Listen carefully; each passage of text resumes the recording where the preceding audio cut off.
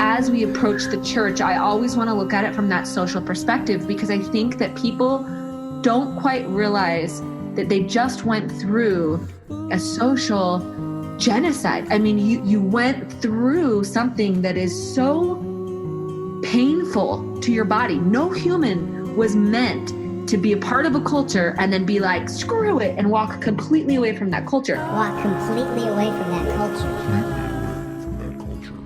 Because the world is round. That is one of the hardest things a human can do. They've studied stress, and other than like death, divorce, abuse, migration, being like uprooted from one culture and plopped in another, is one of the most stressful things you could possibly do. And that's basically what we did to ourselves, is we took ourselves from a culture that we were comfortable in, that we understood the rules, even the tacit rules. We knew where our place was, we knew what our future was, and we purposefully plopped ourselves into this new land where we know nothing and nothing makes sense anymore. And that's an enormously painful and harmful to your health thing that we just went through. And I don't quite think people realize the magnitude of that and how rare it is in human culture. How rare it is in human culture. How rare it is in human culture.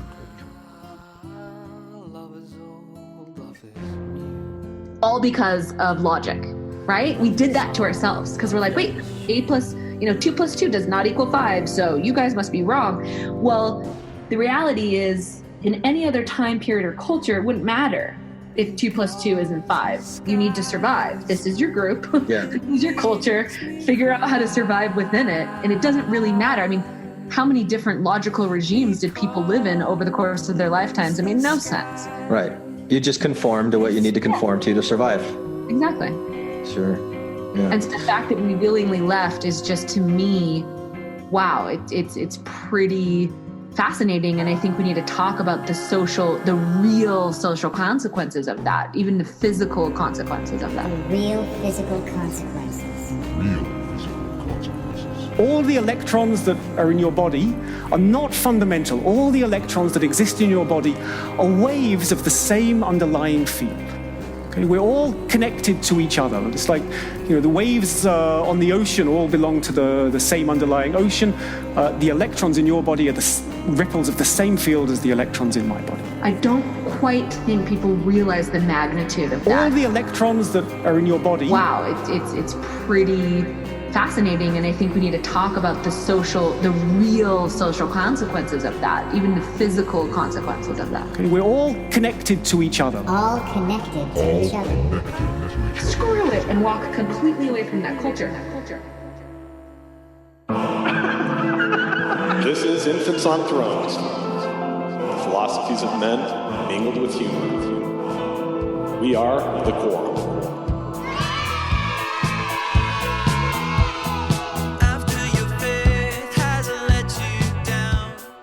Welcome back to Infants on Thrones. I'm Glenn Ostland, and today I sit down with Chelsea Shields, who you may have heard most recently on episode 523, where we talked about cultural relativism. Now, Chelsea has a dual PhD in both cultural anthropology and biological anthropology, so she spent a lot of time thinking about the intersect between cultural belief systems and evolutionary biology of the human body. And there were a lot of things that I wanted to talk to Chelsea about in that previous episode that we didn't quite get to. Of course, there were also things at the end of today's episode that I still wanted to talk to her about that we just didn't have time for, as you'll eventually hear. But I found this conversation fascinating. Fascinating. Okay, fine. Fascinating. Fascinating. I hope you do too. And hey, dear listeners, if any of you would like to listen in live or even contribute to a discussion like the one that you're about to hear today, mark your calendars, because on Sunday, December 2nd, Chelsea and I will be reviewing a book that she mentioned during the course of today's discussion. It's called Social: Why Our Brains Are Wired to Connect by Matthew D. Lieberman. Matthew D. Lieberman. Remember the D. He must be a Mormon General Authority. No, he's not a Mormon General Authority. Anyway, we will review that book and open up that discussion to any of our Patreon supporters who would like to join us. So you'll find more details on Patreon as we get closer to that date, December 2nd. And now, let's jump right in because we started getting into some really interesting stuff even before I pushed record. And with all this talking I've been doing right here, we may have already missed something important. Eek! All right, why don't you say that again? Okay. So I love being able to talk about all this science and community and kind of my experience in the Mormon culture and church. And I love it seeing it as an anthropologist, but I have almost no interest in debating the doctrine or talking through religious texts or talks. I mean, I did that for a decade. I was deep doctrine diver, Mm-hmm. I had found all these like really unknown sources. And I was like, I wrote this whole paper on the 3 levels of the celestial kingdom, like I was such a theory junkie. You wanted the deeper doctrines. I wanted the deeper doctrine. Sure, and yeah. I was obsessed with it. So I get that. Since I've left, I just really have no interest. I have no interest in talking about it. I have no interest in, and it's fascinating to me that all of you still find that passion. Do you? Well, you say all of you and find that passion. So yeah. But before we started recording, Chelsea said, "I don't know how you guys keep talking about Mormonism so much, like the plan of salvation. It's just so uninteresting to me." And I guess. I think that my interest in it is probably pretty similar to your interest, and your disinterest is probably more similar than dissimilar, but that's what I'm interested in exploring, I guess, is where do you draw the line? Okay, well, first let's establish this. You are interested in Mormons as a social group, as a cultural group. You're interested in that, right? And I'm interested in how our doctrine becomes praxis and mm-hmm. how we interact with each other, how social practices get encultured, how we shame, how we guilt. I think all that stuff's fascinating. But to get down to the nitty gritty of like the plan of salvation, to me, it's like, wah, wah, wah, wah. It's just fake. Yeah, but it's like that's the artifact. That's the product of the culture. And so it's going to have the fingerprints of the culture all over it. When you're trying to understand the difference between the doctrine and the praxis, and maybe we can spend some time unpacking that a little bit more. But to me, I agree that like my interest in it isn't so much like, back in the day, I had several little personal versions of the plan of salvation that I had just created in my own head because I'm like, okay, this doesn't make sense over here. Let me figure something that'll make it make sense. And, like my favorite one was when I was watching the Temple movie and, God punishes Satan for giving Eve the fruit of the tree. And he says, well, if you punish me for what's been done in other worlds, what are you doing here, Satan? Only what's been done in other worlds. What's that? Right. And like the whole thing, like I created a whole backstory about how what that actually means. Yeah. What that line means that in other worlds, the Adam and Eve people were introduced into the garden, said, here, don't do these things for a temporary period of time. But then at some point when they're ready, Jehovah comes down and gives them the fruit and ushers them into mortality. And Satan, as the reason he became the devil in the first place from Lucifer was because he wanted to usurp Jesus's power. And so he was going to take on that role and usurp that from Jesus, and because that's what makes him the God of this world. So like I had my own like fan fiction, and so maybe like the level of creating Mormon fan fiction isn't that interesting to me now, and like reading other Mormons fan fiction isn't as interesting to me now. But the way those beliefs exist and I think turn into practice. That's what you mean when you say praxis, right? Yeah. It goes from doctrine to praxis, how you apply it in your everyday life. So the only way I can do that now is if I find somebody like this anti-Mormon crusader, Jeremy Goff, Right. who, like is spewing his ignorance, Oh my and I can gosh. respond to it. And I do that because it's fun. Right. I think that there's people in the audience that enjoy listening to that. And maybe there's people that are just like done with it. Like, why would I want to listen to some idiot Jeremy Goff talk about stuff I don't care anymore? Fine. But that's where I find those intersections between belief and practice and identity and, social policing. And I don't know all the technical terms for it, but that's where I find interested in it. Absolutely. I think that, and one thing I actually really appreciate from an anthropological perspective is when ex-Mormons or former Mormons who were really in are talking about things, because you can tell instantly when it's an anthropologist that's never been Mormon. Mm. So I've had some people analyze, let's say, the text, Book of Mormon, Doctrine and Covenants, whatever. And when they talk about this scripture as storytelling, as myth, as folklore, kind of what you did in your degree, it's off. They're off. And it's because Mormons are very interesting creatures. The way that we actually study scripture is like almost book divination. We talk about these stories, but like the first story in the Book of Mormon is Nephi cutting off Laban's head, right? Yeah. Because to save mankind or whatever. And a non-Mormon would look at that and be like, wow, these are, even John Krakauer's novel, right? These are very violent people who agree in the church over everything. And that's not who we are at all. That was just like a little story we used to tell, right? So what I'm trying to say with that is I do think that we have this infusion of the magic, the sympathetic magic, the contagious magic. We take these scriptures and we turn them into what we want to be in our actual everyday practice. Different prophets have mentioned different things that then we focus on for that time period.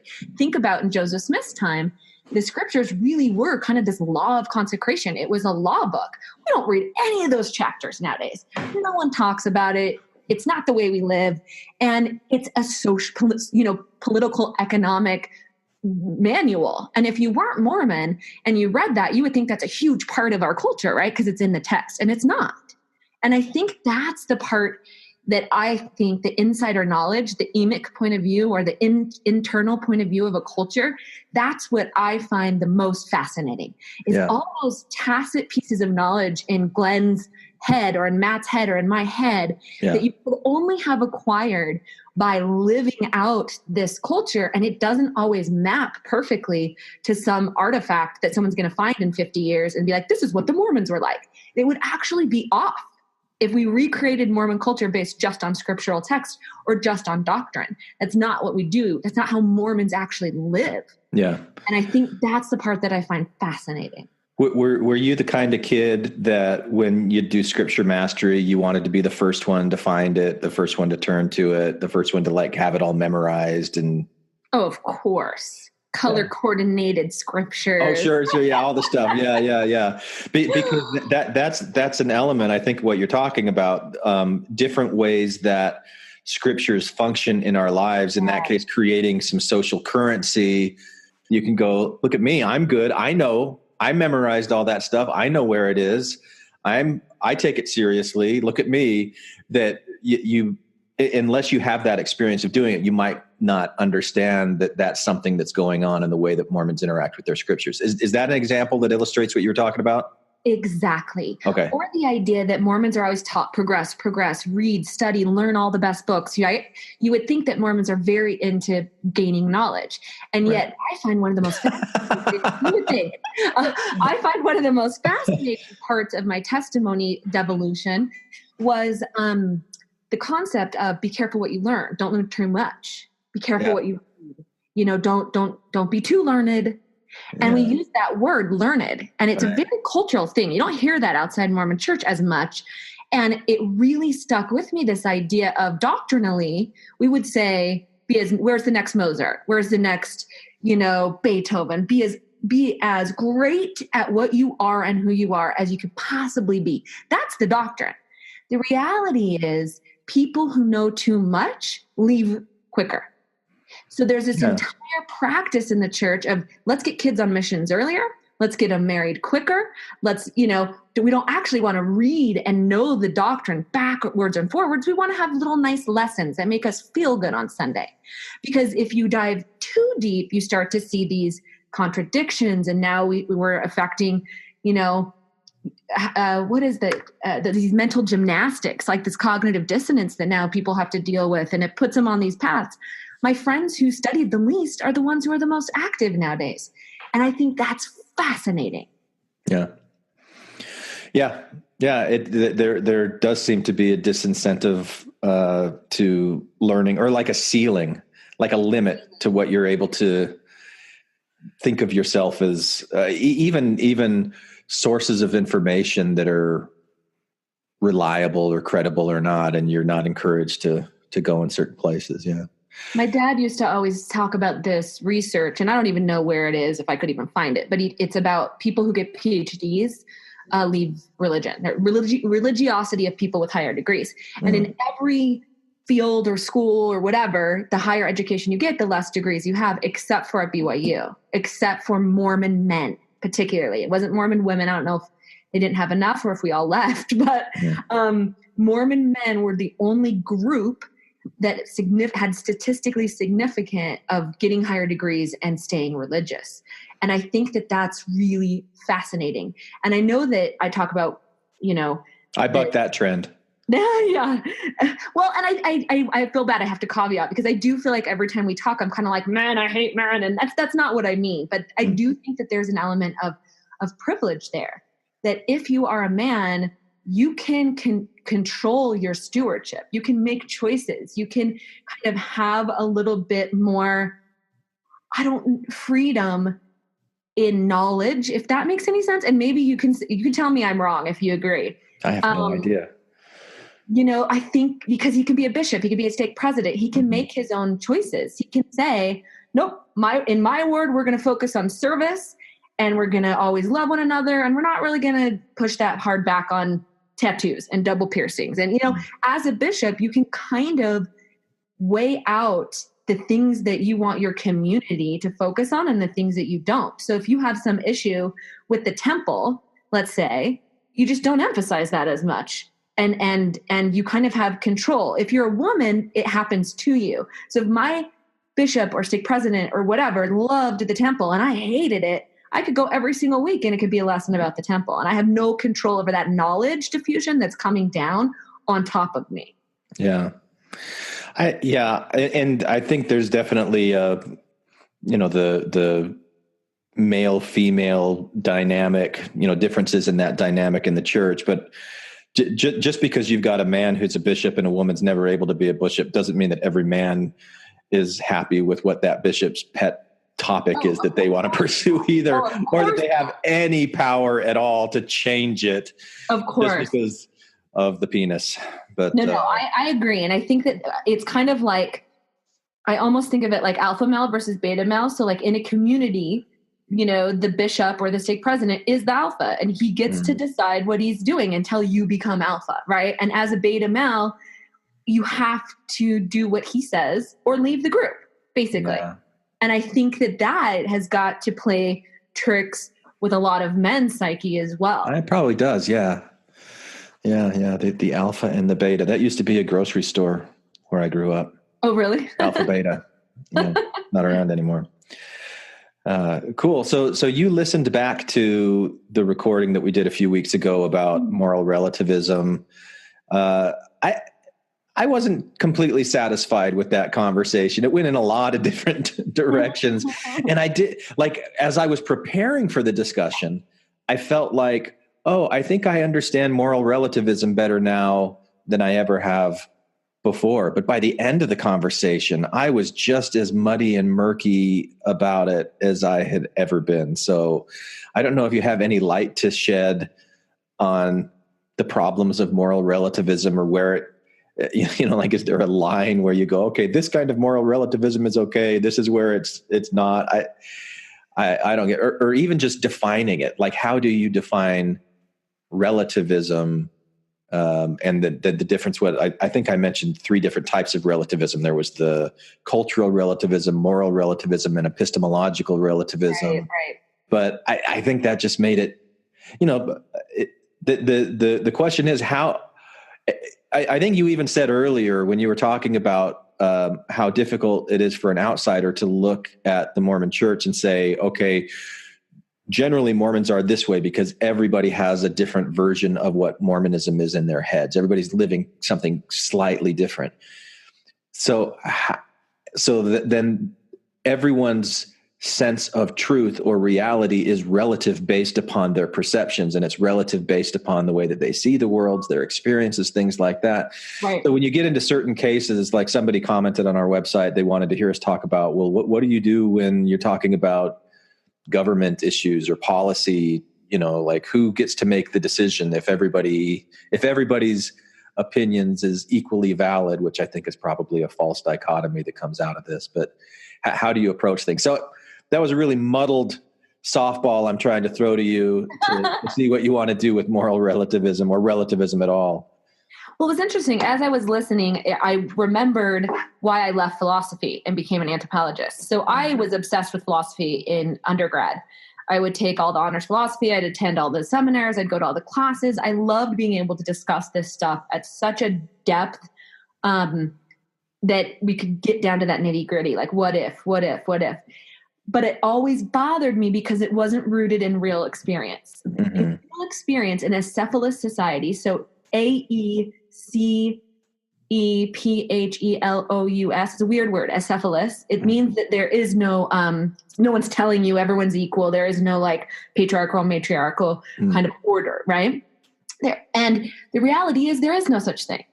Yeah. In right. any group situation, someone will step up as a dominant and someone will be less dominant. And in each situation, dependent on context, it's going to change which person becomes dominant. In a hospital, you're going to listen to the doctor, right? In a legal office, you're going to listen to the lawyer. And so our context does shift who gets that dominant position, who gets to be kind of the social alpha, and then who gets to be the passive one. And it changes our whole life. We're jumping and code switching from each code. So when I'm at home, I'm in one role. When I'm at work, I'm in another role. When I'm at church, I'm in another role. And we're constantly code shifting through all these different cultures that we're putting ourselves in. And so where I struggle with these kind of epistemological or moral relativism debates is you can't have decisions outside of a context. And context determines everything. So, we can't sit in philosophy class and debate relativism without a real life example. Real life examples that actually help us, because then it's affecting our empathy centers and it's affecting our cultural context of what's okay and what's not okay. And so it's the context that really shapes what makes someone say something's good and make someone say something's bad. And so in philosophy, I always was just frustrated. I'm like, the context matters. The culture matters. That could be true here. That's probably not true in the middle of West Africa, right? Yeah. And so I love being able to root all of this stuff in real examples. So I don't have any answers for you, but I will tell you how I teach my Cultural Anthropology 101 students about relativism. And we have a whole week on it. And we really talk through things, and I try to bring it home to them. Historical relativism, there's body shape relativism, and I'll explain this in just a sec. There's, we used to think tense, light skin and being very heavy was beautiful, where we would, old English women would draw blue lines on their necks in order to show the blue of their veins, that their skin was so translucent. And now we love tan skin, right? And I want them to see that every single thing in life has been different in some other context, in some other history, in some other place than it is right now. And you think this is hard and fast. And so one thing that I do is I line them up on like day one, and I say, line yourself up by height. Great. Line yourself up by skin color. And that's a little more hard, and then I kind of throw in some weird ones. Line yourself up by how hairy you are. Right? And they kind of line themselves up, and we kind of see all the diversity. And then it starts to get tricky. I say, line yourself up by sexuality. And they have this huge debate on identity versus actual sexuality versus whatever. And they have to debate, how do we put ourselves into this thing? And then I say, line yourself up by weight. And they have another huge debate. They're like, we don't want to make anyone in the class feel bad. We don't want to. And the one that no one has ever done, no class has ever done it. They all end up, because I tell them they can sit down if they don't want to participate. And so you start to lose people at sexuality, weight. And the one that no one will do is attractiveness. Line yourself up by attractiveness. And for some reason, that's like a bar or a boundary that college kids don't want to take. And so then we sit around and we talk about why in our culture is attractiveness, the worst thing you could be in our culture is not attractive. And we talk through that, and we analyze it from all these different perspectives. We talk through the skin color, we talk through the weight, and we talk about different contexts in history where that wasn't the case, or different contexts where it wouldn't matter. And then after we kind of get through the biology culture, where we say, you know, even skin color, even hairiness, even weight is just biology. The fact that or even attractiveness, it's just biology. It's just a matter of ratios. But the fact that people are uncomfortable means there's a cultural element in there. So we kind of break apart the biology and the culture. So then the next class, we break apart moral relativism, and we start to write things like genocide, murder, circumcision. And I force them to kind of talk through that. And the one that everyone has a really hard time with is this continuum of circumcision, and how, you know, there's lots of different circumcisions. There's circumcisions that are horrendous, that, you know, cut off the clitoris. We're going to sew you completely up. And there's circumcisions that are just kind of minimal. And we put male circumcision in kind of a little bit in the middle. And we have this huge debate of, why is it okay to do in our culture, and why is theirs not okay? And how do we deal with this idea of circumcision morally and ethically in all cases? So if it's not okay in this case, then is it okay if it's happening over here to these people? And we kind of have to talk through that. And then we talk through, when would murder be okay? And then we start to bring in some of those moral relativism arguments or scenarios and talk through those, but trying to root them in actual context and showing that, you know, I don't know, I'm probably blabbering, you might have to edit this out, but that dependent on context, this thing that you thought would never be okay might be okay, dependent on context, and vice versa. And then we talk about human universals. And that's where we get into, you know, there's no rule that no human has ever broken. It's that taboo. You know, that's why they're taboo. People break them, and people don't like it. And that's why they're shamed. And there's why they're taboos. But we talk through kind of some human universals that people across time and throughout history rarely break. You know, the incest taboo, the, you know, even murder taboo, the whatever.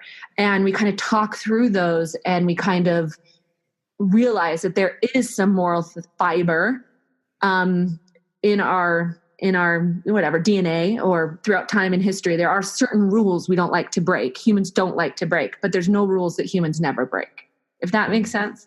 And we kind of talk through how context alters all of those different things. So do you think that because there are certain things that humans throughout time, they call these things taboos, they don't want to violate, would you argue then for like a universal morality? Or would you say that morality is relative to your culture or your perspective, or like because that always seems to be the crux of the arguments when people are talking about moral relativism, is there definitely are absolute things that we can count on. It can't just be this wishy-washy thing. Well, it's up to whoever or whatever. And that's what makes people uncomfortable, I think, in these kinds of discussions. So how have those discussions gone with your students when you've introduced these topics to them? Because I remember doing that with undergraduate students too, and they'll just argue about stuff for a long time. And you're like, okay, cool. Yeah. You guys argue. I won't have to grade that. Some of them can't handle it. I think it tells us more about someone's personality than it does about actual moral relativism, to be honest. Sure. There's certain people that cannot handle the fact that there isn't black and white, good, bad rules. And I think that as you mature, as you kind of learn about the world, and as you start to see, oh crap, even I had this experience, you know, America's done some shitty things to some other countries, you know, and I'm starting to realize, oh, that wasn't really moral, but it was good for my people and my culture. And sometimes people make bad choices because it's better for them. Like sometimes people cross moral lines because it gives them an advantage. That's still a good thing. It's survival instinct to have more, to do something that makes you survive longer, but it's immoral, right? To take over someone's land or to kill them or whatever. But we do it every single day. Cultures are doing it every single day, is taking advantage or exploiting, gaining something by taking something from someone else. And we all know that's not good. We all know you shouldn't, but we all do it. And I think that a lot of people don't like that in themselves. They don't like that in others. They want to believe that at the core of humanity is compassion and love, not this, how can I get the most out of this situation? Not this kind of calculating homo economicus is what we call it, right? This rational calculating person who's trying to get the most out of everyone around them and give the least. And I think that that's the person we hate in life. And yet we're all that person. And I think it's like self-hatred when we're like, but I want rules. I want black and white. I want to know everyone's good. You're not. No, not everyone's good. In fact, most of us are always trying to get the best we can out of life. And it's a constant competition between us and others. And people hate that perspective because it's kind of depressing. Yeah, but it's also real. Yeah.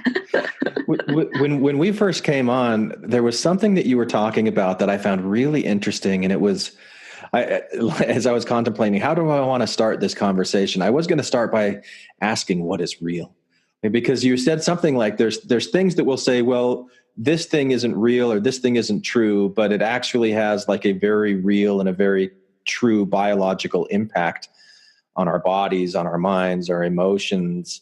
So what do you do? Like, what value is it even saying that something is real or is not real when it can have a real impact and a real effect on things? And here's the irony of it. This is one of my favorite things.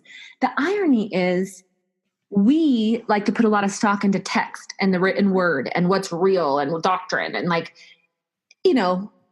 10,000 years old, like the things that we put, the logical consistency, the intellect, we put so much weight in now because we're living in a modern world where we use a lot of our executive brain.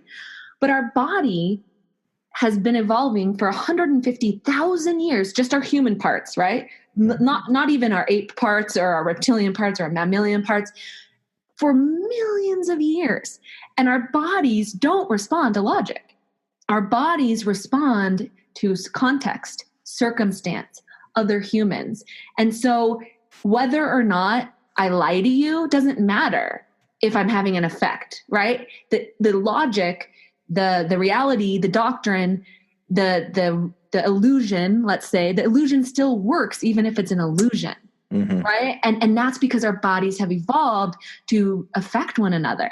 And I think that's the coolest thing. So it does not matter if I'm lying to you as your girlfriend and pretending to be in love. If you feel loved, you still feel loved. I could be lying. It does not matter. The effect's still there. And I think that's what's so fascinating. As humans, we're hardwired to be social. We're not hardwired to be logical. Yeah. So is the church true then? I think it has real effects. Yeah. So the church is true. You're going to get me to say that?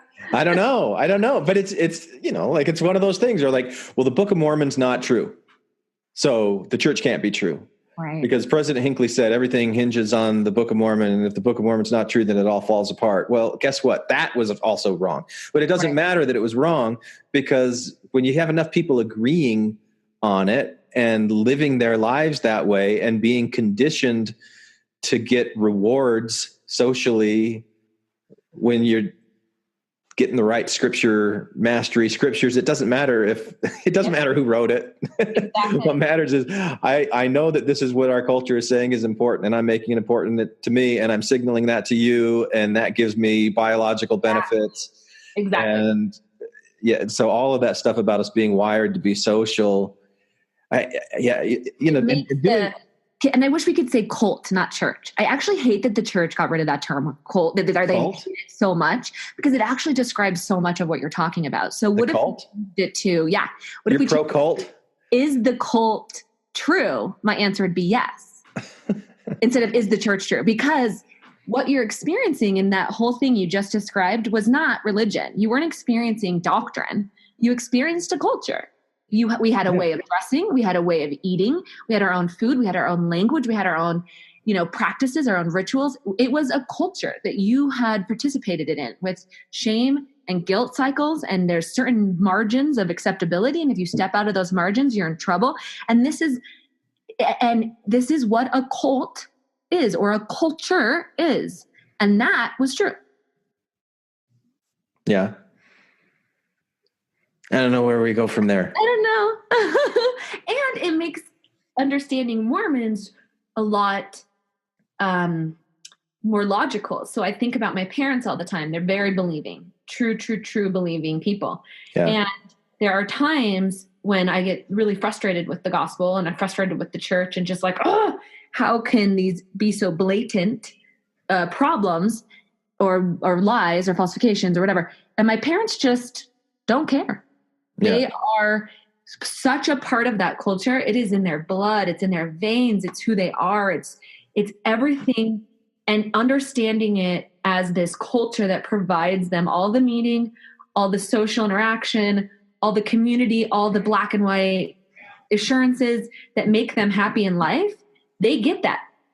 And it's because they're part of this culture, and they're happy because they get all of those things. And those are real things that have a really good effect on them. In fact, if I could just give myself a pill of prayer, I would do it because it's healthier. But I don't believe in anything, so I can't. There are certain things that the church does give you and provide to you that are really healthy and that have a huge effect on not only your well-being, but like your physical and mental health.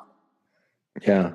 How do you define, like when you said, don't call it a church, call it a cult, or, you wish that we could call it a cult instead of calling it a church. How do you make the distinction between those things? Because you're talking about culture, and you talked about clothes that we wear and things that we do. Like, how would you define a cult or culture? How's that different from the church? How is it, anyway, let's just start there. What is a cult? Well, there's tons written about it, and I am probably not well-read in the cult research. Yeah. But I do think that there are certain elements that create what's called like a language ideology. One of my favorite classes I ever took was language and culture at Boston University with this woman named, why am I forgetting her name? Nancy Hefner. And she just was a brilliant woman that talked about how culture is formed using language. So you can have different, subcultures based on how you choose to talk, what accent you have, what words you use, what code switching you do. And I felt like it was the best example of culture that we can do. So, for example, because it's hard, even in your podcast, you kind of read the dictionary definition of what a culture is, right? Yeah. And the way Clifford Geertz describes it is these like little threads, these little webs of significance. And Max Weber does that as well. These little webs of significance that kind of hold us all together. You and I find the same information significant in some way. And we have the same significance because we were kind of encultured to know that this word learned has significance. If we were to go to Oakland and talk to someone and say the word learned, they'd be like, what is he talking about? Like they wouldn't get it. And so they're out of our culture. Right. So it's basically sharing a language, a history, a way of being with one another in such a tacit way that you could instantaneously see someone as us versus them. Yeah. Kind of. And I love the way that language just seems like an easier way to describe that. But we could talk about it through culture, clothing, food, sure. Practice, behavior. Yeah, the way that we approached it in folklore was we would talk about folk groups. So rather than saying that this is a particular culture, we'd say this is a folk group, and a folk group is defined by those types of things that they share. A folk group could be Beatles fans. Or it could be tennis players, or, it could be, something with your occupation, or it could be a religion, a hobby. It's when people share these things, and there can be low context groups, which means that there aren't very many things that they have in common, but there are still significant things, and there can be high context groups. Yep. And, so Mormonism was always discussed, and a lot of folklorists have used Mormons, as a group, a folk group to study traditions. And yeah, you're right. It could be the clothing that you wear, or the food that you make, or the art decorations that you put up, or the architecture of houses. Right. There's so many different things that when it's taught and learned through tradition, it just kind of like reestablishes that culture and all that. Yep, exactly. So do you think that there is a culture that's forming around people who leave the church? Is there an ex-Mormon culture?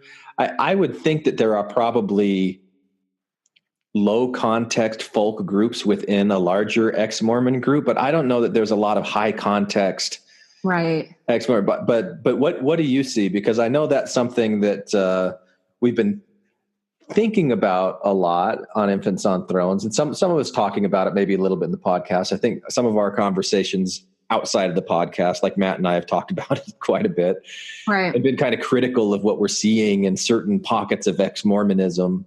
Right. But I don't know if that's even fair to say once somebody leaves the Mormon church, now all of a sudden you're in this other group. So what do you ever think about that? What thoughts do you have on ex-Mormons as a culture? I think about it all the time. I don't know that I'll answer your question perfectly, but the one thing I think is fascinating is I do believe we would have a lot less people leaving the church if we didn't have the internet. And I don't mean that from just a knowledge perspective. I mean that from a social media perspective. Yeah. That when you hear Margaret Toscano leave the church, I mean, it's a heart-rending story. I mean, she was isolated. She was alone. So she was socially outcast. Now that's the punishment of excommunication, is this social ostracism and being, it's almost like the Scientology thing, right? Like you can't see your family, you can't be with your friends. There's she couldn't bury her mom, right? There's this real social significance and consequence to being out of the group. And I think all of us Mormons who have left had some pretty major social consequences to leaving, like with our family and our friends and whatever.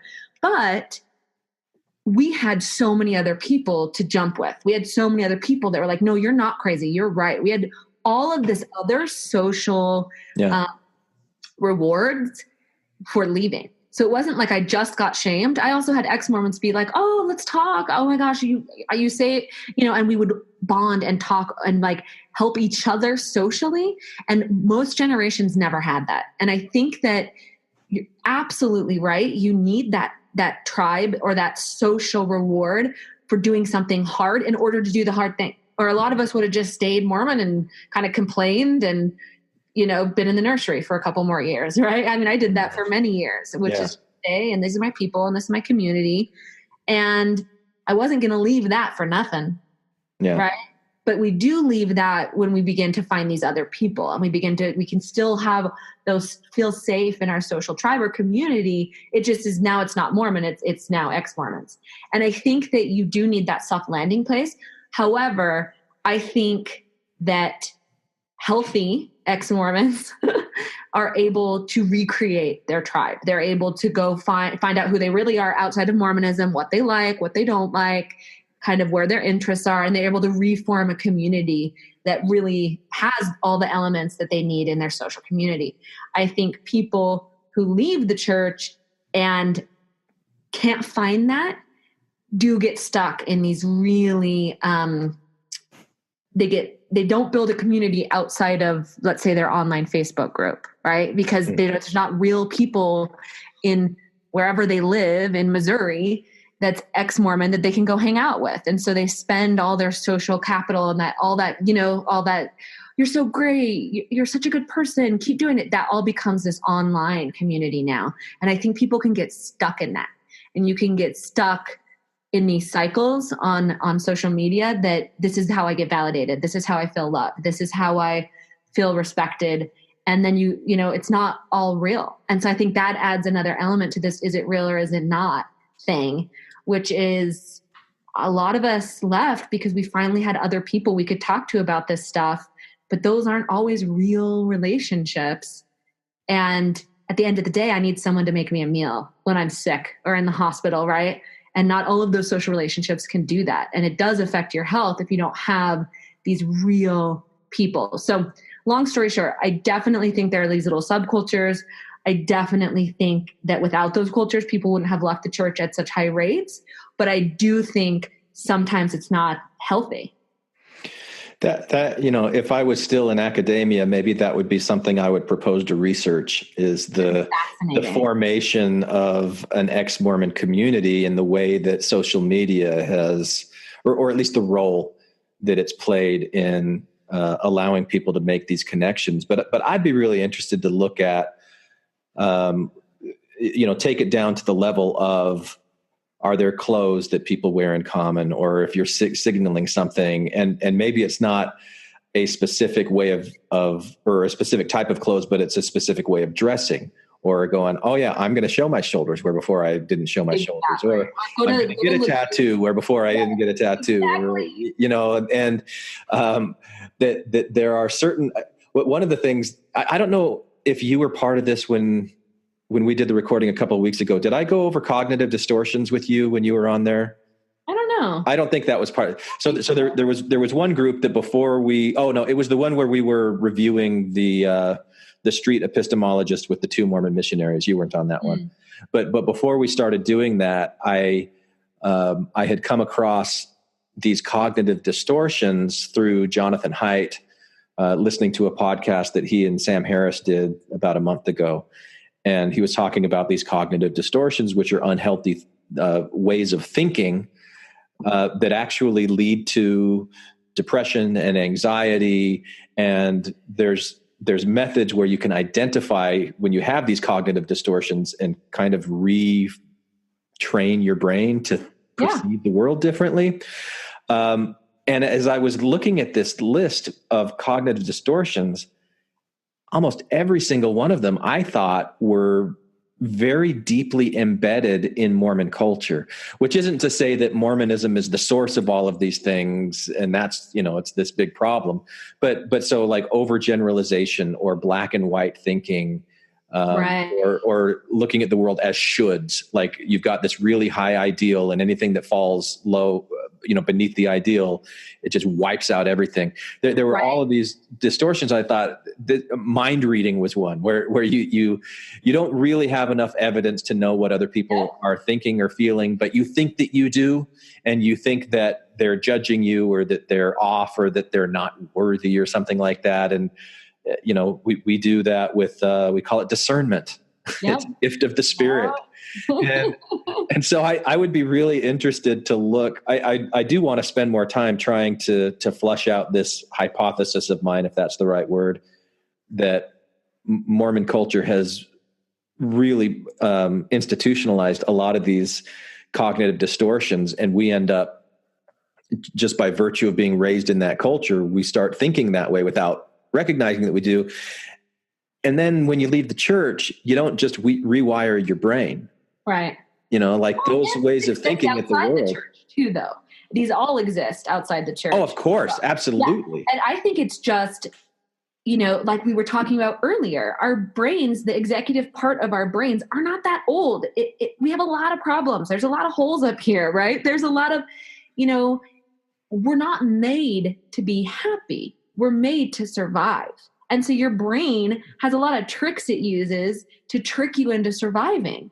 And that's how it works. And we're going to find all of these different cognitive distortions, all these logical inconsistencies, because it doesn't matter. If it doesn't affect your survival, that's what matters most. And what matters most to survival for early humans was, who is your social group? Will they take care of you? Do they have your back?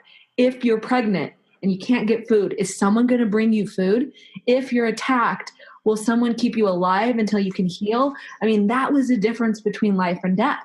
And I think that all of these cognitive distortions, all these logical problems, those are just the result of a brain that hasn't evolved for very long, an executive part of the brain that hasn't evolved for very long. And what's even more fascinating to me is how sophisticated the social parts of our brains and bodies are in comparison. How sophisticated the church is in enculturing a volunteeristic type of attitude, right? So from our youth, Mormons volunteer more than anyone I've ever met, right? And it's sophisticated and it keeps our group together. And we feel shame and guilt, and our bodies react when we, say we're going to go clean the church and then we don't. And all of these, I wouldn't call them cognitive distortions. What should we call them? All of these social models or modules or modalities that kind of get you to do something or get you to change a behavior or get you to participate in a thing. The church is genius at that. Genius at herd politics. I don't know what you want to call it, at social enculturation of getting people to behave in ways that are both predictable and are in ways that they want. Social conditioning. Social conditioning. Some people might call it brainwashing. But it's not about the brain. That's what I think is so cool. Like, you mean it's not just about the brain? It's not just about the brain. Because when a missionary actually baptizes someone, it says so rare that you get someone that's just wowed by the logic of the church. It's 90% of the time that they develop a social relationship and that they feel a part of the group. And that, what is the church's old model? Give them a job, give them a friend, give them what was that? Everyone in the church. I don't know, a guilt trip. A friend and a whatever. A guilt trip, I think, was the third one. Yeah. And I think that's the stuff that I think is so riveting is we truly are the system has social manipulation woven throughout. So I find it interesting that you said that's not the brain though, because it's not just the logic. Oh, are you? Oh, my husband just needs the keys. Oh, okay. All right. All right. So you get to be the holder of the keys in your household.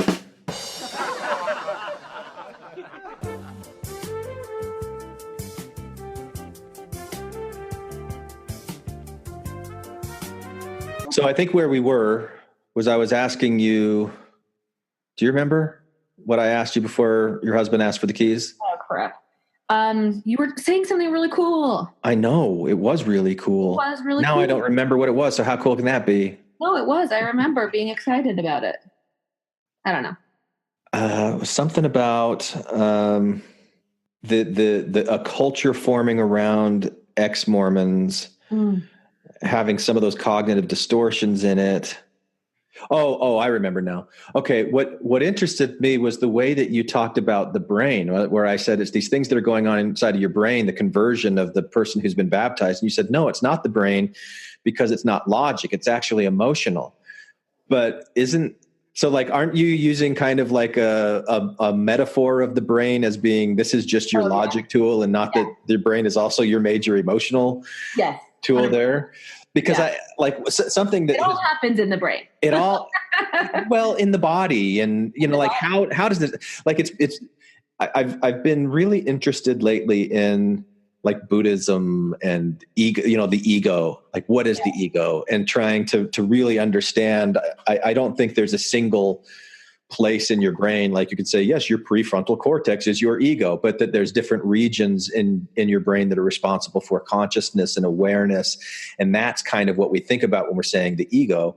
But like you're not consciously making a choice every time you breathe, every time your heart beats, all of the mechanisms that your body does to grow your hair or to keep your eyes the color that they are, or all these things that are going on when you're eating food and you're regulating the vitamins and nutrients that are coming in, and like your body's doing all that, your brain's doing all that, but that's not part of the conscious part of your brain. Your brain actually doesn't trust you to consciously be aware of all that. Yeah, and that's what I wanted to ask you about, because you studied this evolution this way. Is this an adaptation of a consciousness or of an ego? I mean, obviously it wouldn't survive in survival of the fittest if there wasn't a function, or like if there wasn't an advantage to it. But I think there are some disadvantages too, that we get so caught up in this world that we perceive and these things that we think are so important that we don't realize that a lot of times most of everything that we need to survive is going on just fine. We don't even have to think about it. and we get caught up in all these other things. And maybe this is a completely different conversation. That's okay. I love it. Yeah. but that No, I completely we're kind of like trapped in this world of illusion of our conscious awareness that isn't really even reality. So we think about maybe it does come back to moral relativism, because how can you say that there's absolute truth to everything, which is different than having a measurable fact or something, I guess. Right. But when I don't know, where would you take what I just said, the mess that it is? I think that you are 100% correct. I think that, one of my favorite books on that, where I really lost my belief in the soul, is Steven Pinker's The Blank Slate. He talks about the ghost in the machine. And he talks about all of these tricks that we do to ourselves in order to understand the world and understand our body and brains, and how we talk about these things and how they're so false and it's just a fabrication. There is no ghost in the machine. There is no self. It is your body. That's it. It's a bunch of neurosynaptic connections that make you feel like you. And I found that book so fascinating. I think that where I would go from here is imagine how much of your body is constantly working, all that resource allocation, all that heart beating, breathing, and it's most of the time pretty darn good for how complicated a machine we are, right? Jeez. And yet, what I think my job in life is, or where I feel my calling or my passion, is to uncover some of those unconscious ways that our body is constantly reacting to other people. And the way that our brain is rewarding us with dopamine and oxytocin when we do something good socially, and punishing us with feelings of anxiety and heart and just like, there's not a great emotional word for it, but the feeling where you just feel sick to your stomach at night because you said something stupid and you just are replaying that stupid thing you said over and over, and you feel horrible, right? Yeah. That's your body punishing you, literally sending chemicals that make you feel bad so that you think about that and don't do it next time. It's like burning your finger on a stove, right? You experience pain in order to shift behavior.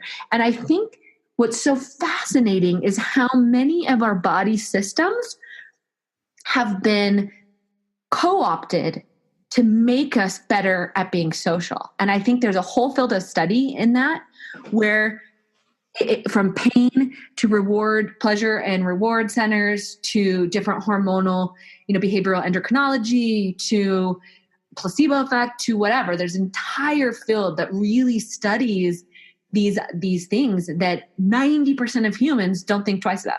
I mean, I give these talks at these conferences where I talk about how important your social group is. I mean, the current Surgeon General had a quote just a couple months ago that said, being lonely or having weak social ties is worse for your health and your life expectancy than if you smoked 15 cigarettes a day. It's that bad. And in fact, what about 14? What about 14?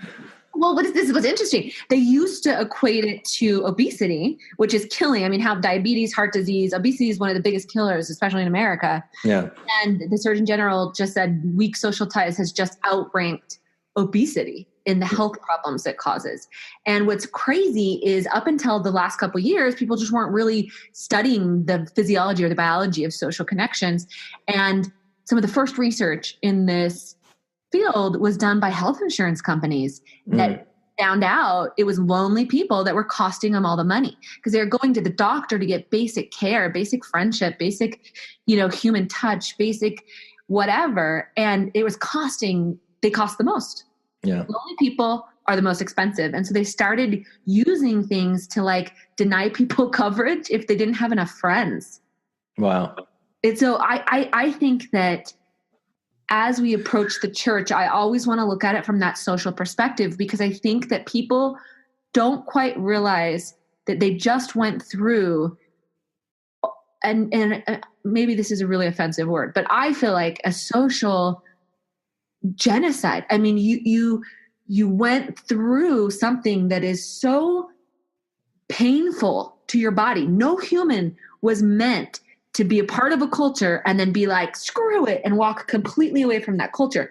That is one of the hardest things a human can do. They've studied stress, and other than death, divorce, abuse, migration, being like uprooted from one culture and plopped in another, is one of the most stressful things you could possibly do. And it's very painful, low health outcomes. Every social and health indicator says these are not great for your health, right? And that's basically what we did to ourselves, is we took ourselves from a culture that we were comfortable in, that we understood the rules, even the tacit rules. We knew where our place was. We knew what our future was. We knew everything. And we purposefully plopped ourselves into this new land where we know nothing and nothing makes sense anymore. And that's an enormously painful and harmful to your health thing that we just went through. And I don't quite think people realize the magnitude of that and how rare it is in human culture. Yeah. All because of logic, right? We did that to ourselves because we're like, wait, 2 + 2 does not equal 5. So you guys must be wrong. Well, the reality is, in any other time period or culture, it wouldn't matter if 2 + 2 isn't 5. You need to survive. This is your group. Yeah. This is your culture. Figure out how to survive within it. And it doesn't really matter. I mean, how many different logical regimes did people live in over the course of their lifetimes? I mean, no sense. Right. You just conform to what you need to conform to survive. Exactly. Sure. Yeah. And so the fact that we willingly left is just, to me, wow, it's pretty fascinating. And I think we need to talk about the real social consequences of that, even the physical consequences of that. Well, you suggested a book when we first started getting on talking, and I went and I bought it on Audible. So I'm going to listen to it, and then we're going to record another one of these where we talk about it. Do you want to tease what that book is so that listeners want to listen to it or read it? Some people actually read books these days, the words that are on the page. I'm a reader. I'm not a listener. I'm a reader. Yeah. It's called Social by Matthew Lieberman, and it's called Why Our Brains Are Wired to Connect. He's a social neuroscientist who's really doing some cutting edge stuff right now with his wife, Naomi Eisenberger, where they're really kind of understanding the root of I shouldn't say the root. What they're discovering is how many of our different body systems, and they just studied the brain. I study all the different body systems. They just study the brain. But even in the brain, how many things have been co-opted to make us social?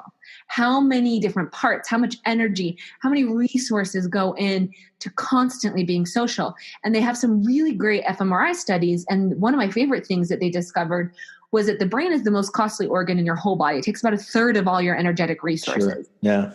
So they said, well, what happens when the brain is off? Like when you're just bored and you're just kind of sitting there, and it would be a good time to kind of turn off the brain, right? And let it heal, let it repair, put some of that energetic resources to something else. And what they discovered, though, is that never happens. When people's brains are in the off mode, quote unquote, they're actually daydreaming and they're practicing. They're practicing being social. When we're not thinking of something, we're often thinking of past social relationships, future social relationships, imaginary social relationships. What I wish this social relationship was. What if I meet someone on a beach someday? You're not making me feel better here, because I want to find that off switch. Yeah. There's times I want to get that incessant, constant chatter to just shut the fuck up. Just shut up, brain. And like my own consciousness reflecting on things. And, there's certain things that you can do to get into that state. There's things that can be done. But, like trying to find that off switch, at least a temporary off switch, just to give a break is, ugh. Well, but again, I think that's different than just the brain. I mean, because we're only talking about a small part of the brain that's doing all that stuff, but seems to take up all of my waking attention because of all this chatter that I keep hearing. Well, and think about it. Just think about like one of my favorite scenes from Up in the Air, the movie with George Clooney and Anna Kendrick, is when he's talking about this backpack. What would you feel with this backpack if your house was burning down or something? Mm. And then what if you could fill your social relationships in that backpack? How heavy would that backpack be? And that's kind of how I like to think about social relationships, is if we're really talking about the load that you're carrying socially. Imagine when your life was in disarray, when your marriage was in disarray, or you're leaving the church, or your kids are struggling. It is like a backpack full of concrete. You just are carrying this enormous social load. It affects every aspect of your day. And yet when people talk about relationships, when we talk about community, oh, it's something external to us. It's, sticks and stones may hurt my bones, but words will never hurt me. It's not true. Right. Your social relationships actually inflict the most pain of anything that you've ever experienced. When I give talks, I have people say, what's the greatest pain you've ever experienced? And I want them to think about that, truly think about that. And 99% of the time it's social. And I've had someone come up and say, I've had my leg cut nearly off with a propeller of a boat.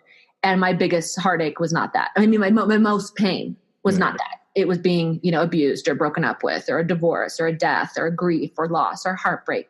Our biggest pain is social. And he even talks about this in the book a little bit.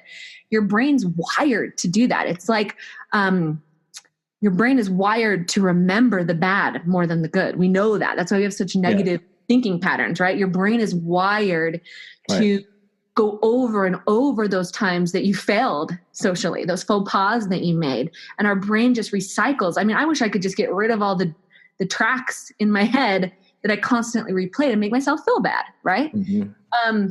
But your brain's wired that way so that next time around, you're going to choose a better partner, or you're going to not say that social faux pas that lost you the job interview, or you're going to, right? It's all rooted in making you have more status, more friends, be more protected socially and with people. And that's what we're like these little mice in a race to see who can have the most friends. And that's our drive. And now you connect all of those mice to each other through social media over the last 15 years. And no wonder we're having growing pains. And it just, we're getting bombarded with these signals from people. Your body and brain were never meant to handle 5,000 friends. Yeah. Think about it. On the Pleistocene, it's like a family reunion. You had maybe 6 cohorts that were your same age. I think about hunters and gatherers right now in there's not that many tribes left over that are still hunter-gatherers, but their societies aren't that big. The max society that really functions is the whole 150 theory. Right. There's a ton of books on that. So in a community that's about 150 years of people, how many of those which is about the active number of people in any given ward? Yeah. And how many of those would be your gender, your age, your whatever?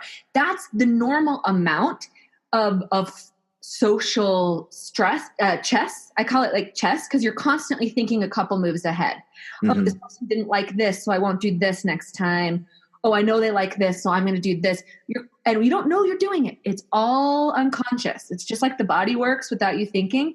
Your social chess game is constantly in the background. No matter if you're around another person, you're doing work, right? Mm-hmm. And now magnify that by 5,000.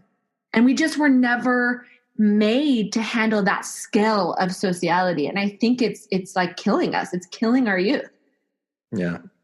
They're literally going against survival. They are committing suicide in order to not feel so much is going on socially, It's fascinating. Yeah. I mean, it's terrible and it's tragic, and I hope we can fix it. But I do think that this concept of social susceptibility is the term that I kind of coined, but whatever, scientists that you like that studies the way that our social relationships and interactions affect our health and our happiness.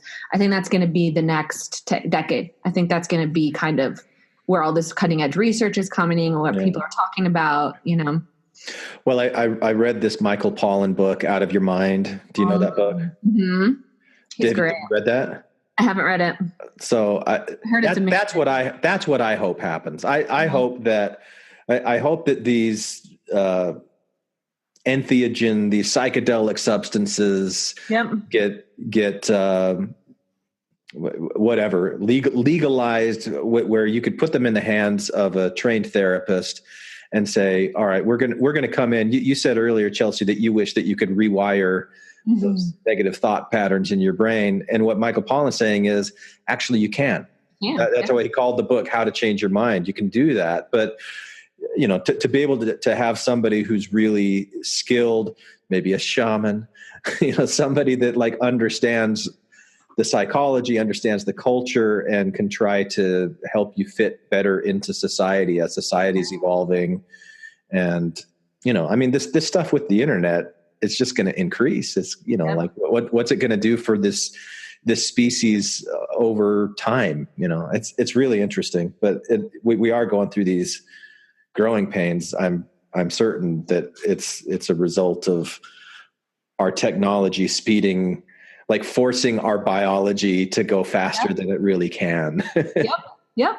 And we're paying the consequence of that. And I do think that the next couple generations are going to learn how to balance it out a little more than us. Yeah. I think that, I grew up with cordless phones were cool. Like, oh my gosh, I don't have the long curly cord, So I grew up with all the different technologies being introduced and just diving in. Like, oh, Facebook, I'm going to dive in. Oh, this new smartphone, I'm going to dive in. And I think that younger generations, where it's not all new and exciting, where it's like, well, smartphones have been around forever. Maybe they'll find a little bit more balance than we did in the oversharing, in the privacy sector, there's so many problems, but I'm hoping just the social part that kids will figure out how to balance that out a little more. Yeah. Because I love technology. I'm not anti-technology in any way. I am anti-social media though, which is interesting. So. Yeah. Well, I don't think that's going away either. Yeah. We're not really that far away from when you put a computer chip into your head, and instead of like Googling something on your phone by tapping on a screen, you just think it and it pops up and it's right there. Like when everybody's connected that way, shit, that's insane. That's an episode of Dark Mirror or Black Mirror. Is that? Yeah, I love Black Mirror. Yeah. I love Black Mirror. Dystopian futures. Well, I actually think so. I'm a little bit different than most of my nerd guy friends when they're like, we're going to be able to download human consciousness soon. We're going to be able to, all that stuff. I don't think so. Ever? You don't think within 100 years? I am not sure. I think that these social parts of our bodies and our brains are so sophisticated and so complicated that we have barely scratched the surface. I agree. We have barely scratched the surface. And that's the part of our brain computer that is the most complicated. And we have not even come close. Yeah, the logical part, we can kind of figure out a lot of this stuff. But when we actually get to the social part, the stuff that really affects us the most, we're just not even close. We're not even close. We don't know how to figure it all out yet. But it's already happened. It's just in the future, and we haven't gotten there yet. Yeah. Time's an illusion, Chelsea. We're just in. This is my least favorite Elon Musk thing. Oh, we're just in a simulation, and yeah, I need to look into that. I've heard about that. I haven't, but we are in a simulation. If like I was thinking about this the other day. The movie The Matrix, when at the end of the first movie, when Keanu is able to like see everything in like digits, like the world is just like all this code. Code. Like if your eyes were able to look at a molecular or a subatomic level at every person, that's what we would look like. We're all this swirling energy that's coalesced and it's gathered into this body called Chelsea, or this body called Glenn, or this chair that I'm sitting on, or like all of these things that it is all just energy. And I don't know where I'm going. But what makes human, and this is the part that's ineffable to me, because what is that the correct usage of that word? Ineffable means that you cannot define it, or there's no definition for it. Okay, I think I used it right. So what's ineffable to me is that the second part after that is, oh crap, what were you just saying? I got stuck on the word definition. I was going to tell you how all energy and matter at a subatomic level is intelligence. Oh, so what's ineffable to me, or what's the most exciting part to me, is what makes humans unique in this kind of all organic matter is just a series of atoms and particles and, proteins, and we mix together, and there's really nothing different about humans than any other animal, right? If we're looking at just like a chromosomal or the biology, sure. Right. But what I think is an ineffable is that our brains are one of the, all social animals are like this, but ours are even more robust, that have these prolonged periods of learning, that our environment actually imprints on those neural connections to make them something different than they were before. Mm-hmm. And I think that's the part that imprinting, or how culture gets under the skin. Yeah. And the fact that we have the longest juvenility of any other species, we have the longest brain development of any other species. And within that brain development, we are not only able to imprint on the earth around us, we're able to imagine and make up and be irrational and construct religious ideology and construct worlds that have no bearing in organic matter, right? And I think that that's the part we can't duplicate. That's the part we can't put on a computer. That's the part that I think we'll never be able to download. It's this lifelong contextual learning that imprints on the brain. I don't know. That's the ineffable part to me that I think is the most exciting. Yeah. Several months ago, we did a smackdown of a banned TED Talk by Rupert Sheldrake, and Rupert Sheldrake has this theory called morphic resonance, where he's basically saying that the memories in nature exist, I don't know where, but not physically, biologically stored in the brain, but accessed through the brain. Like he talks about the brain as being more like a transistor, or something that tunes into the signal. So basically if I understand what he's saying, and I haven't looked that closely into this either. It was mainly just for this episode that we did back, I think February, that he's saying that there is like an internet of all things already. That's just life and nature. And we're just the computer systems actually learning from it. Yeah. And I mean, I wouldn't say like a computer system, but just like where do habits of nature and instincts come from as they're being passed genetically from one species to another? Like he says, if you train rats in London to go through a maze, and then you train them in other places in the world just after the ones in London have figured it out, they'll figure it out quicker because there's some kind of like shared string theory stuff. Maybe string theory, maybe it's at a quantum level or something like that. But like when you look back at the history of human development and the agricultural revolution that happened roughly around the same time in disparate parts of the world where there wasn't contact with each other. So is it possible that there is some kind of like intelligence at that subatomic level where there's you were saying something earlier that was making me think about that when you were talking about how culture imprints on our, what were you talking about that it imprinted on? What does it imprint on? Human learning. There's another good book. I keep recommending these books called The Uncultured Brain. It's about neural anthropology. It's one of my favorites.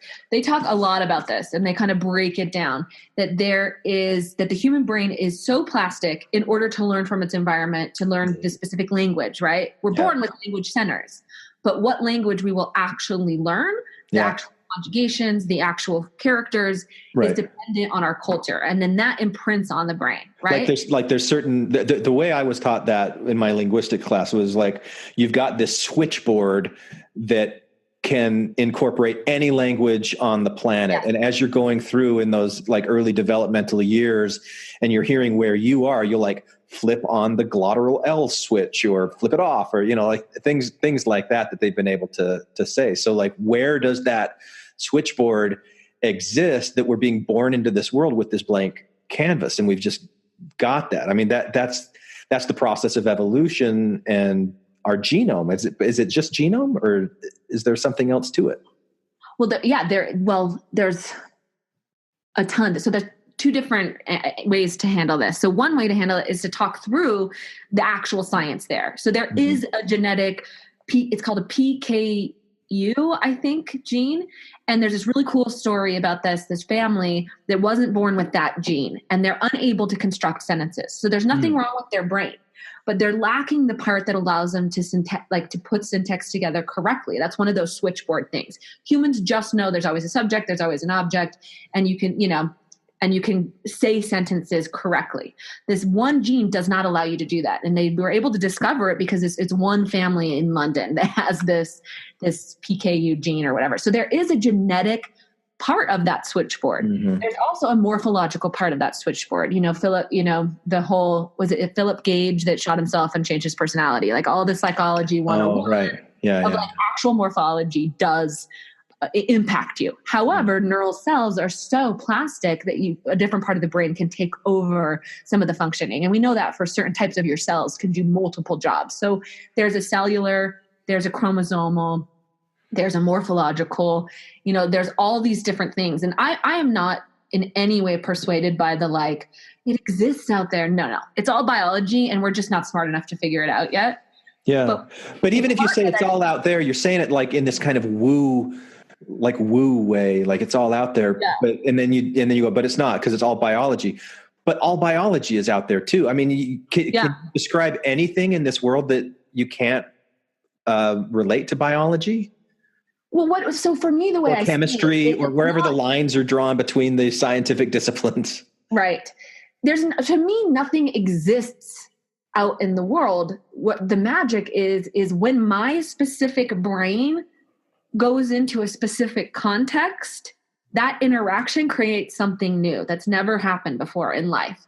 Is my brain then starts to imprint on the context that I'm at. It starts to learn something. It starts to pick up on things. It starts to adjust my biology depending on my context. I've now learned a skill, let's say, and then I can use that skill in the next context, the next place I go. So to me, the environment is just context. And your brain is the thing constantly changing dependent on that environment. And then it lasts with you. In fact, there's some great genetic studies on abuse where they're able to show that certain cultures, like African-American males, have certain health problems because of the abuse that their great-great-grandfathers suffered. It's new research, but it's starting to come out that there's these genetic suffering, basically, that there are these things, epigenetic imprinting. Right. There are these things that literally exist in our biology, but are only brought out, turned off, that switchboard turned on or off, dependent on the context we're in. And I think that's the part that's ineffable, is that my brain will basically create something that's never been in existence, and it will never be in existence after. And each of our brains is able to do that. And that's the stuff that we can't quite replicate and we can't quite understand. Sorry about that. My 9-year-old just came home and my 15-year-old is texting me and saying, "Can you come pick me up now?" Oh yeah. So we've got to wrap it up. But no we'll do this. We'll do this again over. Let's read social. Let's talk about it. We'll each pick like our 5 most favorite parts or something. Yeah. We'll do something like that with social. That sounds good. Genetics and epigenetics and biology. My whole worldview is it's in a constant state of flux, which I think we all are just anyway, as right. living wiggly creatures. Of course, being raised Mormon, this very dualistic worldview where I thought, well, there is stuff that's matter and then there's stuff that's spiritual. Even though Joseph Smith says in the Doctrine and Covenants, there's no distinction between those two things.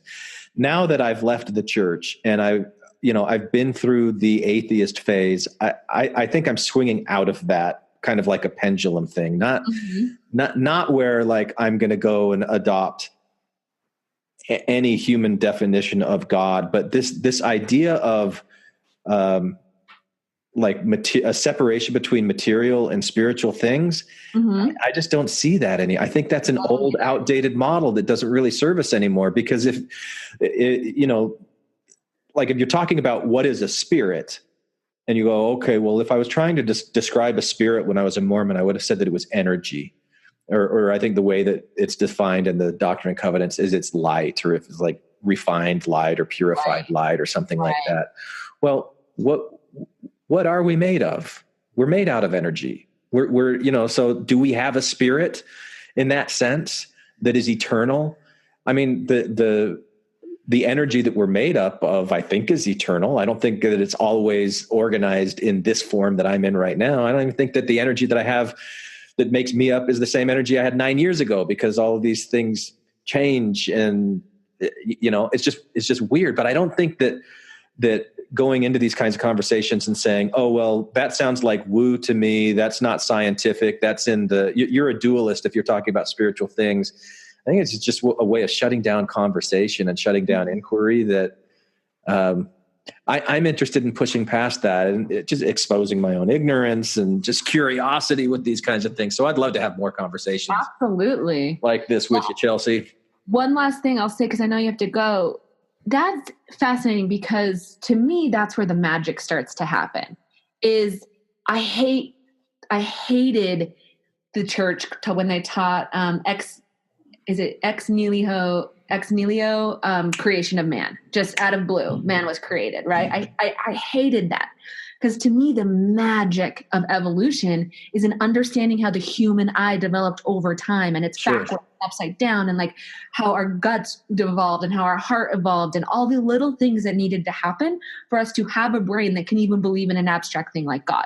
Yeah. I think that's the miracle. That's the magic. Yeah. And so when I think about Steven Pinker's book about the ghost in the machine, a lot of my other colleagues who were religious hated that book, because it really does get everything down to biology. There is no spirit, there is no matter, there is no, right?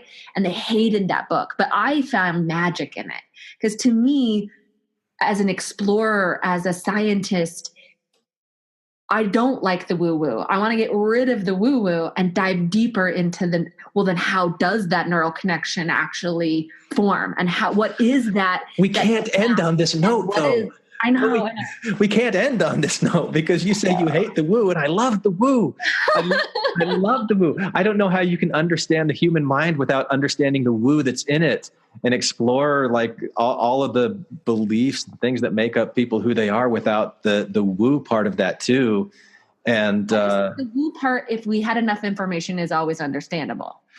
But and it kind of goes back to what you're talking about earlier with these things that we say, well, that's not real, but it has a real impact on you. So like, is there a value in understanding woo? I mean, does woo actually make a real imprint on people's lives and in the world? It absolutely does have an impact. Yeah. Oh, I'm going to have to read that Steven Pinker book. Yeah, you'll like it. It's a long one, so you feel free to like jump around in it. I do okay with long books. I listen to them. It's one of those and he's not my favorite person in the world, actually. He debated after the Larry Sumner thing, this female male thing, and I think he did a terrible job. But yeah. Anyway. Oh, and I also wanted to say, like, that magic that you said that you found in looking at the way that the eye evolved, or the way that we have evolved to where we are. The magic that I find in this, and especially most recently, is just trying to not identify myself only as a Homo sapien that was born in 1972 and is living right now in 2018, but that I'm a product of this earth that's called life. Mm-hmm. And I'm one of trillions and trillions and trillions of living things that this earth has created and that continues to evolve. And I'm on a specific line of that we can all trace back to, common ancestry, single-celled organisms, but it's all life. Mm-hmm. And everything that's going on is a way of life trying to adapt and evolve to this hostile environment. And this is the way that we've done it. But there's others around us, mushrooms and birds and, just like all of these other forms of life that we feel like we're separate from. We feel like we're superior to because of our consciousness and intellect and all kinds of things like that, and allowing us to exploit them and violate these morals that may or may not actually exist in the outside world. But Mother Nature took a big risk on the ego, because guess what? We're now killing the earth off. We're killing other species off. We've now conquered every single continent that could possibly be conquered.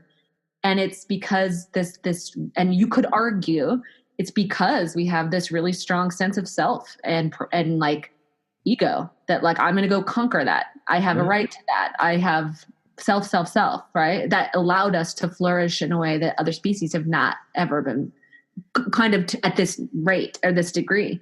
And it's a bet that Mother Nature did, and it might actually destroy us all. But is it bad? Is it wrong? Or is it just natural? Yeah. This is just I'm just doing what has been done on other worlds. What is that? Being the fruit that grows out of this world in this, that's what we are. You're right. We're fruit, man.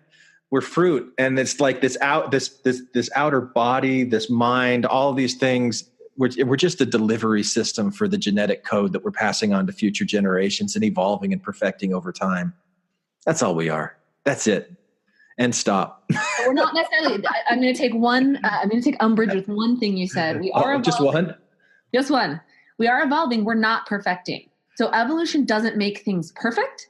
It just makes things adapted to their environment. And what did I say with the word perfect? We're always evolving and we're perfecting. And I think that that's a Mormon cognitive distortion. You're probably right. Yeah. Progression. Yeah. We're always progressing. We're always getting better. And that's not how evolution works. It's not ever supposed to make someone perfect. It's just in this context, who survives more, who survives less. In this ever-changing hostile environment, yes, it's whatever adapts to be able to overcome, and that's what I meant by exactly perfecting. But whether it's improvement, whether it's progress, whether it's not, it is overcoming.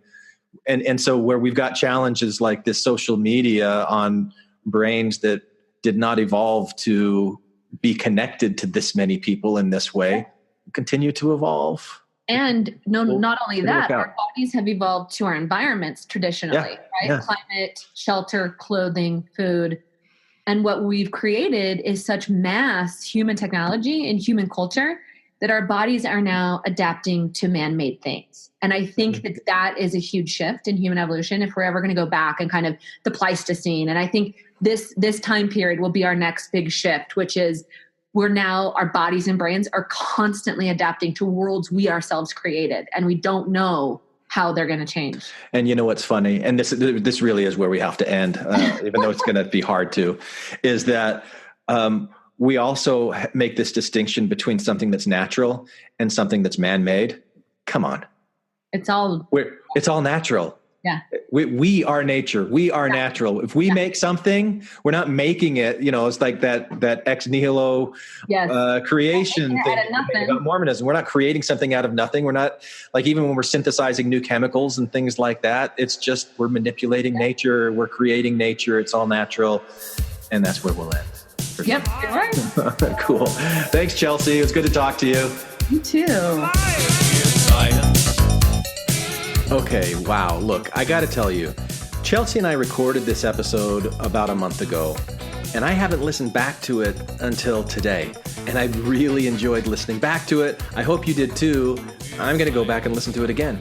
Now, there's one thing before wrapping up here that I do want to clarify that may or may not have come out in all of the things that we talked about in this episode, and that's the idea, this weird idea of this energetic, biological internet of all things. Maybe it's close to Rupert Sheldrake's idea of morphic resonance.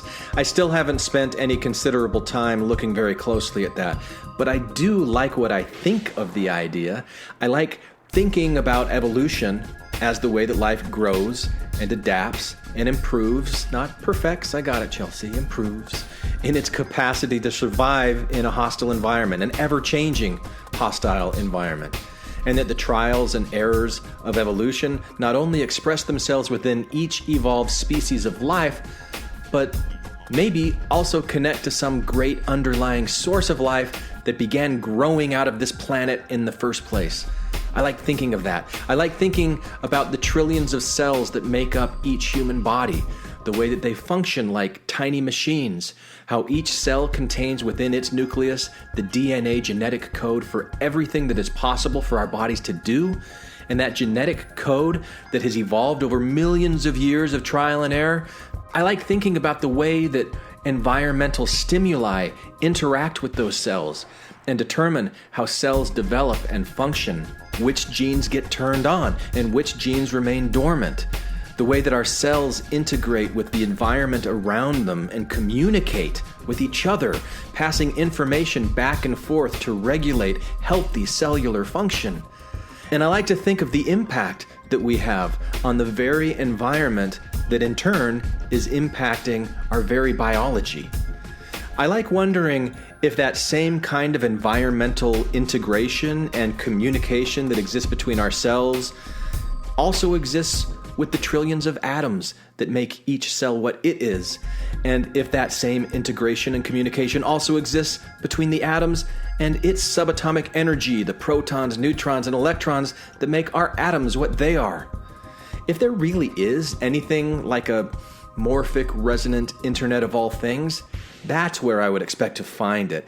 Not in some kind of magical woo-woo something that's out there, as Chelsea said, but as some kind of intelligent, incomprehensible, living hard drive of energy that is impacted by the things that we do, retains a memory of those things, and shares that memory across the entire energetic field that each particle is a part of. And I'm getting this from something that I heard recently from theoretical physicist David Tong in an excellent lecture that I watched a week or two ago on YouTube called Quantum Fields, the Real Building Blocks of the Universe. Just listen right here to what he said about the energy that you and I are all made from. The very best theories we have of physics don't rely on particles at all. The best theories we have tell us that the fundamental building blocks of nature are not particles, but something much more nebulous and abstract. The fundamental building blocks of nature are fluid-like substances which are spread throughout the entire universe and ripple in strange and interesting ways. Okay? That's the fundamental reality in which we live. These fluid-like substances we have a name for. We call them fields. The physicist's definition of a field is the following. It's something that, as I said, is spread everywhere throughout the universe. It's something that takes a particular value at every point in space. And what's more, that value can change in time. Okay, so the picture to have in your mind is a fluid which ripples and sways throughout the universe. The Force? Now, the Force is what gives the Jedi his power. It's an energy field created by all living things. It surrounds us and penetrates us. It binds the galaxy together. So there is spread everywhere throughout this room something that we call the electron field. Okay, it's like a fluid that fills this room and in fact fills the entire universe. And the ripples of this electron fluid, the ripples of the waves of this fluid get tied into little bundles of energy by the rules of quantum mechanics, and those bundles of energy are what we call the particle, the electron. All the electrons that are in your body are not fundamental. All the electrons that exist in your body are waves of the same underlying field. Okay, we're all connected to each other. It's like, the waves on the ocean all belong to the same underlying ocean. The electrons in your body are the ripples of the same field as the electrons in my body.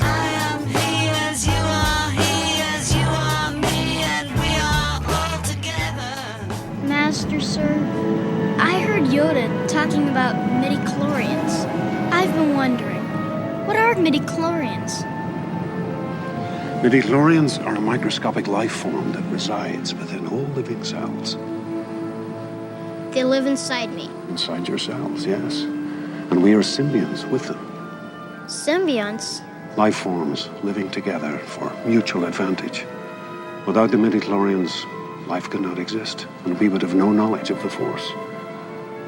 They continually speak to us, telling us the will of the Force. When you learn to quiet your mind, you'll hear them speaking to you. I don't understand.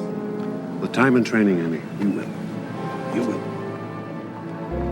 What do you think of that? Now, this isn't just George Lucas science fiction or Deepak Chopra woo. Maybe the midichlorian bit could be, maybe. But what did David Tong say? All of the electrons in your body and in my body are all connected to the same electron field that fills the universe, like waves on a common sea. That's cutting-edge science stuff from a fellow of Trinity College at Cambridge.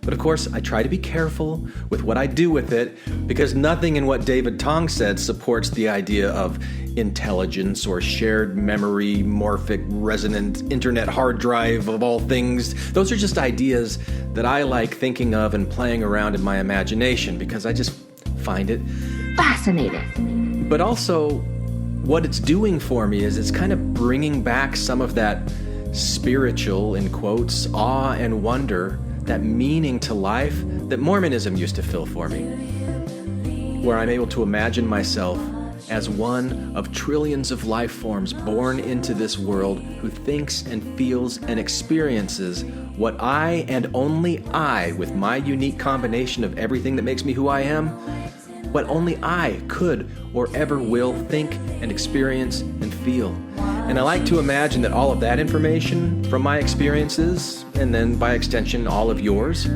is communicated through our bodies, down to our cells, our atomic and subatomic parts, into this imaginary, common, intelligent hard drive energy field that I like to think of as life. That universal hard drive that I not only feed information into, but maybe can even glean information out of through instincts, intuitions, feelings. Once I quiet my mind and become a Jedi Master, of course, maybe. But, this is where it all gets a little bit dangerous, because I don't want to get all Lafferty Brothers with this one. But whether these things that I like to imagine turn out to be scientifically proven or not, because I've got to say, quantum field theory that David Tong is talking about, it's mathematically sound, but it's not demonstrable in the real world. They can't prove it with scientific experimentation. That's why they're called theoretical physicists, because we don't yet have the tools to do it. But regardless, if it has a real impact on my life, doesn't that kind of make it sort of real, even if just in a Chelsea kind of placebo way? Because I'll tell you this much. Thinking along these lines has really helped me stay more calm in several situations recently when I would have previously gotten anxious or upset. But most of all, it's just fun to think about, for me, and maybe for you too, and maybe not. But I'm the one creating this episode right now, aren't I? So if you're interested in hearing more along these lines and even contributing to a conversation like this, come join Chelsea and I on Sunday, December 2nd for our discussion on the book Social. And as always, thank you for listening to Infants on Thrones.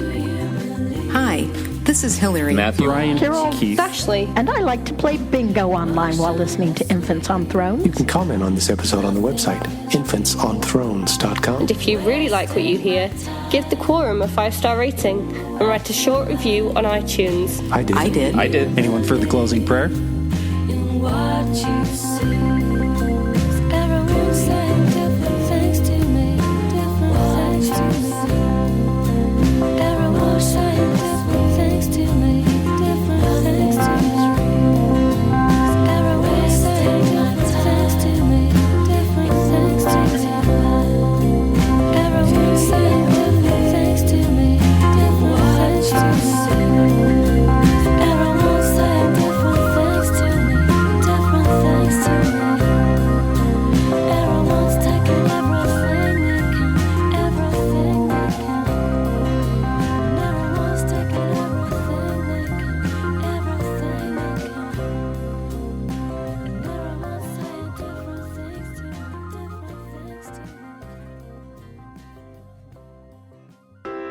Isn't it amazing?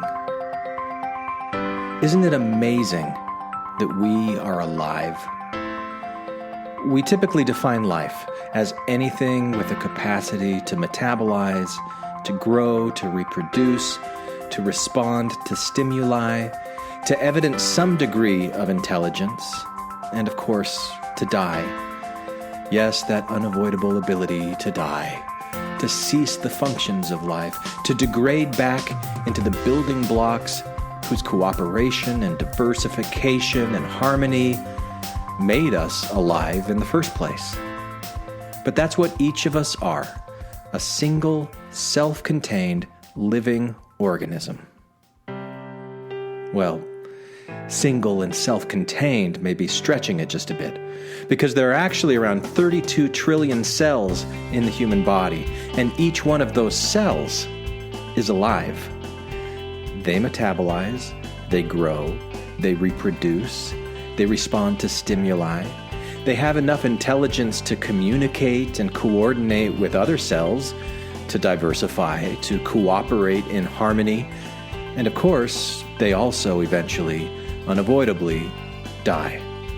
That's what cells are, single, self-contained living things. Isn't it amazing that you're not really a single self-contained living organism, but are rather trillions of single self-contained living cells? Well, single and self-contained may be stretching it just a bit, because there are actually around 100 trillion atoms in any given human cell. And of course, atoms are made of electrons and neutrons and protons, which are made of quarks, which are, according to theoretical physicists, rippling waves of multiple fields of energy that connect everything to everything else. It's the basic stuff that we're made of. Physicists call this quantum field theory. Look it up. But the point I want to make is this. Actually, there are two. First, look inward. Have you ever reasoned that God can't possibly exist because how could a kind, loving, omnipotent, omniscient God allow so much suffering in the world? Innocent women and children are starved, raped, abused, killed. An omniscient, omnipotent God supposedly has the power to intervene and save. So if he really exists, and if he really is kind and loving, why doesn't he do so? It's the problem of evil. So maybe we then reason that his lack of intervention is evidence of a truth that there must not be a God. Or perhaps you reason that the idea that we have of God is seriously flawed, or just a man-made projection upon the world, a projection of human hopes and fears onto the world as we know it. Or maybe God is just a metaphor. Okay, so let's look at that metaphor as another metaphor. Do you have living cells in your body right now that are suffering? Are you starving any of those cells of nutrients? Are you intentionally putting things into your body that increase the risk of cancer? Do you regularly kill brain cells as a way to party and have a good time? Do you have the power to intervene and save them, but you just aren't doing it? Now, this isn't meant to guilt or shame you. It's impossible to live a life that doesn't do damage to our cells. I'm not suggesting that you need to do anything to change. I'm simply suggesting another way of looking at things. Because if the cells in your body were intelligent enough to conceive of themselves as individual, self-contained living things, and if they projected their own hopes and fears onto the world as they know it, whatever that might look like to them, would you be the God that they rationalized away?